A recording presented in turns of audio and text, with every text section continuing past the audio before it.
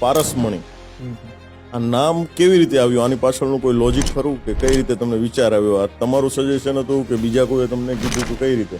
First હું વાત કરું તો હું તો માર્કેટિંગનો માણસ હતો અને હું સુરતની અંદર બીજી પ્રોડક્ટ વેચતો હતો. હું પારસમણીનો માલિક પણ હતો. પારસમણી ઓલ ઓવર પહેલેથી નામ હતું અને એ વિપુલભાઈ માલાણીની કંપની હતી. બરાબર.